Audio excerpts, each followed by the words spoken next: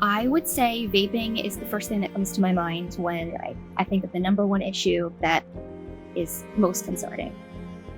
In the bigger picture, vaping across the country, especially in teens and young people, is a huge problem.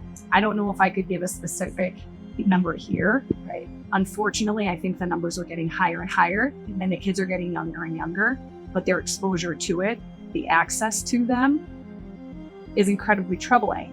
And it's wild that you could be in middle school, you could be in high school, and you're going to be able to have access to basically any vape product across the board.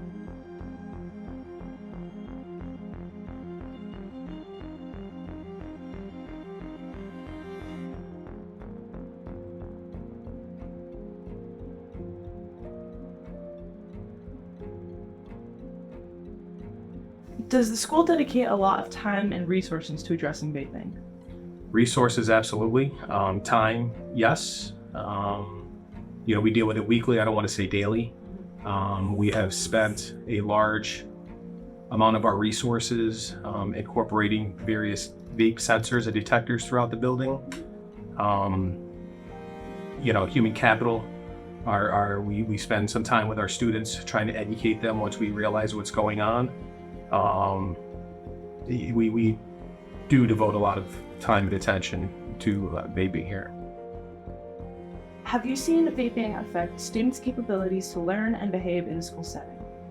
For the students that I personally am aware are connected with vaping, 100%. Vaping is a chemical dependency issue, very addictive, especially for young people. So obviously when your mind is more focused on fixing a need, there's less time and attention that you could devote towards the academics. Have you seen vaping affect students' capabilities to be well-behaved and academically successful? Yes. I think now we're seeing where kids are so addicted, even if they wanted to stop, they feel like they couldn't. So they're having to go to the bathroom or, try to sneak it whether they can. That's, of course, disruptive to their education, for sure. I think that, any type of addictive behavior will have an impact on an educational setting. I think as far as vapes go, we see an increase in the loss of the instructional time. Students having always in class. We see, more wandering in the hallway. We see excessive bathroom use, increase in irritability, and the loss of attention span. We've also had to deal with some of the ramifications of kids who are selling products and what happens if a kid doesn't pay for that, or if there's an issue somewhere in the exchange. Those behaviors have increased as well.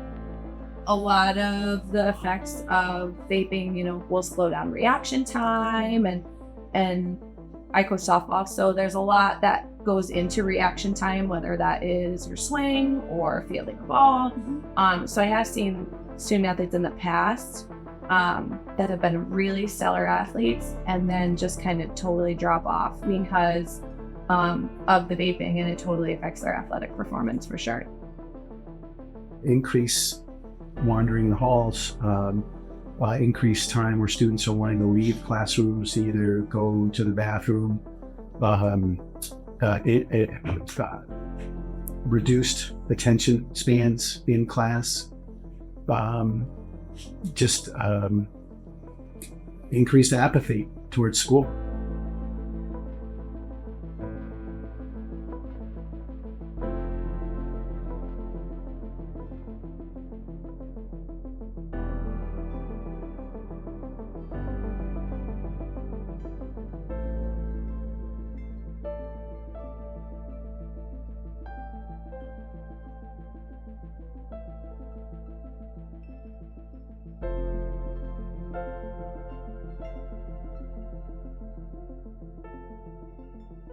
How do you think that flavoring and packaging of vape products market towards youth?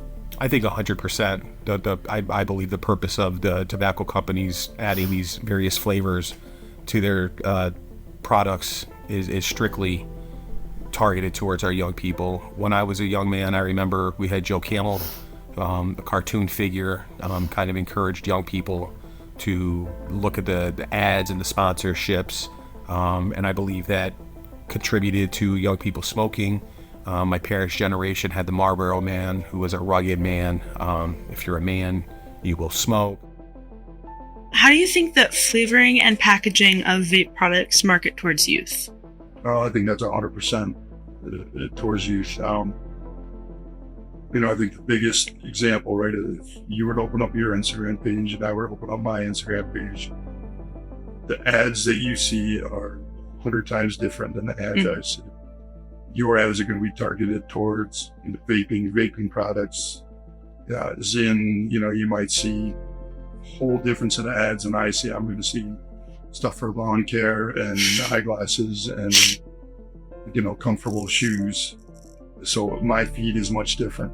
And I think that's part of the, when you're confiscating vapes that are bubblegum or cotton candy or birthday cake flavor, that tells you that they're aiming it towards a much younger population. What do you think makes vapes the drug of choice for teenagers? I think the fact that it's readily available, right? That it can be hidden pretty easily if it's brought to school. The different flavors, all of those things combined, I think make it a very attractive option.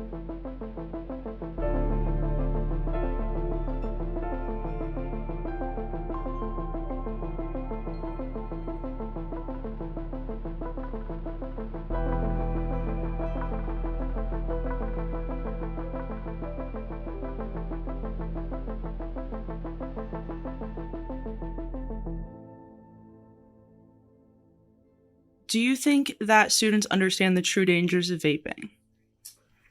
No, unfortunately, I think that's why it's been on the increase. I think the companies have come up with a device and marketing that they have marketed these and for students to believe that somehow they're better than cigarettes. And students, I think, justify the use of them by believing that they're not as harmful as other drugs or other cigarette, or use of cigarettes. I don't think students really know the drawbacks of vaping. I think that it is something, the seriousness of it, in fact, it's going deep inside of the lung tissue, that it's a relatively new, recreation. We don't really know all the full effects of how it's going to affect, again, that deep tissue. We know from hundreds of years of evidence what smoking cigarettes did, what chewing tobacco did, what other drugs and substances have done to us. Vaping is fairly new, and we don't have the answer long term. We've seen in such a short amount of time statistically what it's done to youth. I'm afraid to see what's going to happen long term. And what's wild is that, yes, young people are using it, older people are using it, but the younger people are going to be the lifetime consumers. Younger people are more likely to try it, they're more likely to become addicted, and from there you have a lifetime user. And so here these companies are making trillions of dollars off of the young people's overall health and wellness. And it's pretty scary to see what's going to happen down the road. With nicotine being so addictive, and one of the most addictive drugs you can put in the human body, it's a slippery slope for most. And most people think, they have the old adage of, it's better than, at least it's not a cigarette, but this is today's teens cigarettes. The old tobacco problem we had in the 80s and 90s is now vaping. It's the same problem that we have.